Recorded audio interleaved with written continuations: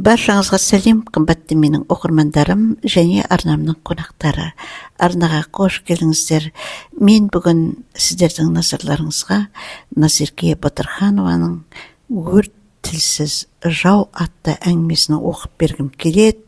Алдымен арнаға тіркеліп, қоңыраушаны қарайтып басып қойсаңыз, менің күнбегін оқитын пайдалы әсерлі әңгімелерімді жіберіп алмай тыңдап отыра аласыз дегім келеді. Өрт тілсіз жау. Ауыл түнімен қоңыр салқынға оранып, таңғы тыныштыққа шомған шақ еді. Көшелер әлі елсіз, тек алыстан сиыр мөңірегені мен қора маңында байлаулы тұрған иттің анда-санда үргені ғана естіледі. Сол таңғы самалға араласа, адамдар үшін әдеттегі бір күн басталғалы тұрғандай көрінді. Бірақ сол тыныштықты кенет суық дауыспен қақ айырып жіберген бір айқай естілді. Өрт! Өрт! Құрмаштардың үйі өртеніп жатыр. Ұйқыдағы ауыл селт етті. Адамдар есік терезесін тарс ашып, далаға қарай жүгіре бастады. Ешкім не болған білген жоқ. Бірақ асығыс қимылдың өзі жағдайдың ауырлығын түсіндіруге жеткілікті еді. Құрмаш ақсақалдың үйінен қарайған қою түтін көкке бұрқырап, жалын асқақтап көтеріліп жатыр. Түн тыныштығын бұзып, қызыл жалын үйді жалмап жатқандай. Әйелдер балаларын құшақтап үйдің алдына жиналды.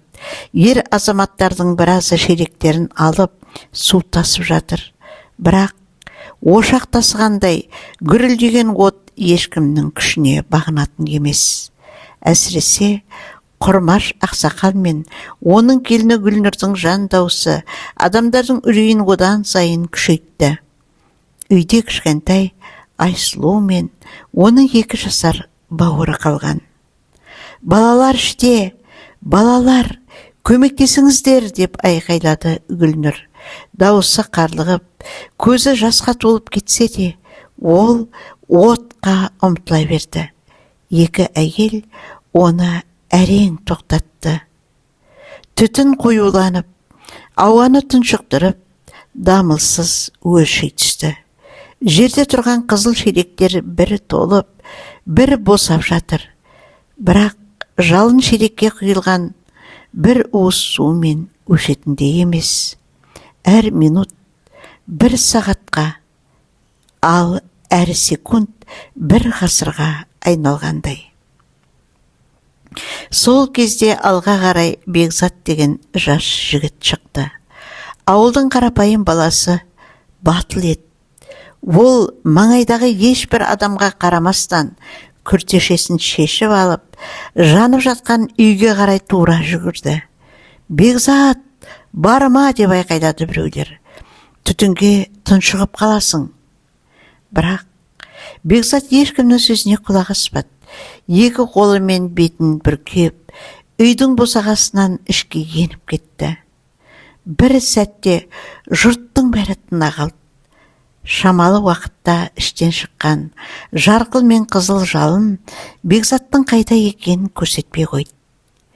Гүлнұр тізерлеп отыра кетіп, қолын жайып жылады. «Құдайым, балаларым аман болсын!» Аспанға қарай тағы да түтін көтерілді. Адамдардың демі ішінде уақыт тоқтап қалғандай.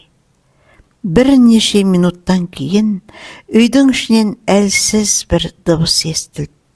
Түтінді қақ жарып, қолында орамалға оралған Айсұлуды арқасына бауырын арқалаған Бекзат көрінді. Жұрт ду ете алға ұмтылды. «Міне шықты! Балалар тірі! Ақылыңнан айналайын, Бекзат!» Гүлнұр 2 баласын құшақтап, көзіне жас алды. Ал Бекзат болса, тұрып кетейін десе әлсіреп, қайта тізе бүкті. Түтінге қатты уланып қалған сияқты. 2 жігіт оны сүйеп әкеліп, таза ауаға отырғызды. Бәрі жиналып, Сен бүгін бір емес, екі өмірді аман алып қалдың деп ризашылықпен қарап тұрды. Өрт сөндірушілер келгенде, ауылдың барлық ер азаматы төбе шашынан тік тұрды. Суды бірінен бірі алып беріп, жалынды барынша тежеді. Соңында үйдің төбесі ортасына түсіп, жалын өшірілді. Бірақ Құрмаш ақсақалдың қамыққаны сонша, әлденеге үнсіз қарап қалды. Оның өмір бойы маңдай термен салған үйі жанып кетті. Қара шаңырақ күлге айналды. Ауылдастары ақсақалды жұбатып, үй табылар, дүние орнына келер.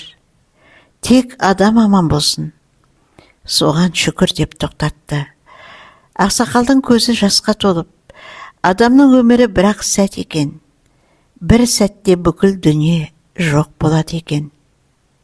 Сол түні ауылдағы әрбір жан өз үйіне қайтып, жарықты қайта-қайта тексерді. Өйткені өрттің алдын алмайтын болсаң, ешкімді аямайтын тілсіз жау. Келесі күні ауыл болып бірлесіп, Құрмаш ақсақалға жаңа үй тұрғызуды бастап кетті. Әр адам үйінде бар заттарды ортаға салды. Бірі тақтай, бірі кірпіш, бірі азық түлік. Ал Бекзатқа бүкіл ауыл алғысын жаудырды. Оны құрметтеп, ер жүректілігіне тәнті болды. Бірақ Бекзат қарапайым ғана күлімсіреп, менің орнымда кез келген адам осылай жасар еді деп қойды. Өрт шарпыған күн кішкентай Айсұлудың жүрегінде мәңгі қалды. Өзінің өмірін сақтап қалған адамға алғысын айтуға асығатын. Өрт орнына ауыл балалары ұзақ бара алмады. Олардың санасында бұл қара тақтай болып сақталып қалды. Аңызға бергісіз сол түн ауыл ақсақалдарына көп нәрсе үйретті. Қауіпсіздікті, жауапкершілікті, бірлікті. Ең бастысы, адамның өмірінен қымбат ештеңе жоқ екен. Міне, құрметті менің сүйікті оқырмандарым, мен сіздерге осындай әсерлі әңгімені оқып аяқтадым. Егер әңгіме ұнаса, өздеріңіздің алған әсерлеріңізді пікір бөліміне қалдыра кетіңіздер. Арнаға тіркеліп, қоңыраушаны басуды да ұмытпаңыздар. Мен сіздермен қоштасамын. Менің арнамда келесі кездескенше қош сау болыңыздар.